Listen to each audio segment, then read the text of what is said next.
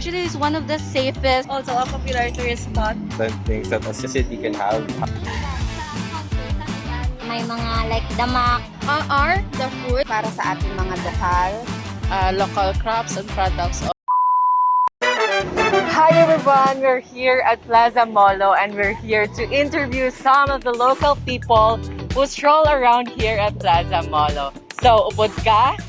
Upod ka! A few moments later. Hi everyone, this is Juben from Iloilo City Community College and I'm with... Hi everyone, my name is Angela L. De La Cruz from Iloilo City National High School. So, are you ready for my question? Yes, I am. Wow, do you feel any pressure right now? I do because all of my friends are looking at me, but it's fine. Yeah, that's the kid. So my first question is, do you like tourists visiting our place? Definitely, because our place is one of the safest cities in Southeast Asia, and it's very peaceful, man. And I really like the governance here because our mayor is doing her best to promote Iloilo and make it a safer and a more enjoyable place for not only tourists but the local people here also. Well, that's a good answer, like a very Miss Universe. So thank you so much for your time and for your answering my question. Thank you very much. Thank you. I'm Jamaica Santillan from Iloilo City Community College and I am Dinalea from BJ Institute of Technology. if you were a tourist, what place would you want to visit? Well, first of all, since mga tadi sa Molo, mas okay na lang ang Molo Mansion since it's also a popular tourist spot for many. Kay isang Molo Mansion sa mga sikat and well-known na pwede siya i-help ng mga events and may mga tambayan man siya. So, ang maginang una kung spot in mind na. Thank you, ma'am. Thank you. So, good afternoon, everyone. My name is Leslie Lenore Di Hardenico from Iloilo City Community College, and my interviewee is... Carlos Baniquel from Manila. Okay, so my question is, do you think tourism helps our community to be sustainable? I think yes. Tourism is one of the most important things that a city can have. Having more tourists available increases economy as well as increases traction as well as popularity amongst different things of what makes a city.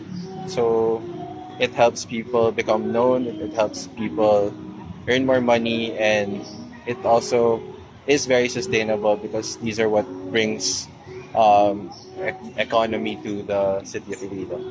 Thank you, sir.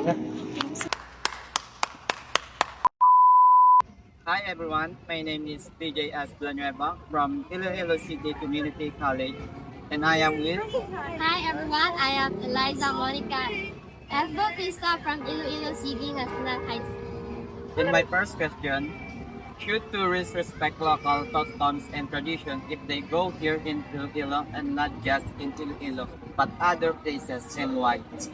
I think yes, kay it shows respect sa culture ng iba nga province pala, tapos appreciation man kay syempre if willing ka makat sa mga lugar, syempre i-learn pala tradition pala nila para makaupod ka sila pala sa nila. Hey guys, I am Laika Marilacyan and I am from Iloilo City Community College, and I am with... Mariel Imbodo. So your question is, do you think over-tourism can cause problems sometimes? Yes, sometimes over-tourism can cause problems. It is because sometimes ang over-tourism, may mga turismo na like we can't avoid niya, may mga like damak. Huh? May mga like damak nga sa mga basura nila, we can't able to avoid gid sina nga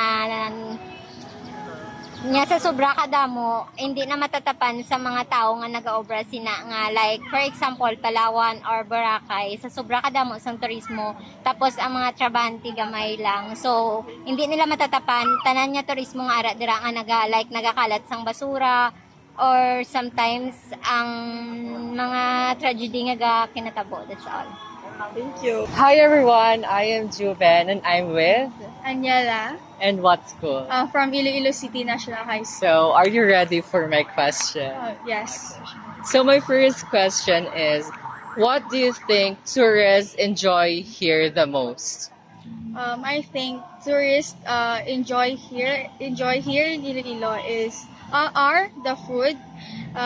For example, here in Molo, ang aton nga ang Pansit Molo amo na sa ginabalik-balikan di ay naman siya makita sa Molo Plaza, and of course ang aton nga mga churches, and isa na ni siya ang St. Parish Ann here in Molo, and of course ang isa na gid isang Dinagyang, and I think sa Dinagyang dira gid makita ang pag-preserve and ang pag-appreciate sang mga Ilonggos sa ilang culture and traditions. Thank you very much for participating. Hi everyone, I am Erwin Selim from Iloilo City Community College, and here I am with Ma'am Gina Santos. So we will be asking does tourism help local people in what way? Okay. Sa aking pananaw, malaki ang naitutulong ng mga turista para sa ating mga lokal na kababayan or sa ating bansa dahil ito ay nagbibigay sa atin ng trabaho sa bawat Pilipino, nagpapasok ng mga ng pera para mas lalo nating mapaunlad ang ating bansa at ma-improve natin ang lugar na kung saan sila nagpupunta. Hello everyone, I am Lance Nicole Pendon from ICCC or Iloilo City. Wait a minute. Or Iloilo City City Community College, and I'm with Anna. So, what is the best thing you can offer to visitor or tourist if they go here in Iloilo? I think is to help them to maintain the cleanliness and also to promote local crops and products of Iloilo City. Thank you so much, ma'am. One eternity later. Hi everyone, my name is Kian Harold Biakio and I'm going to answer about a reflection in tourism. So the question is, when we can say that tourism is good and when it's not.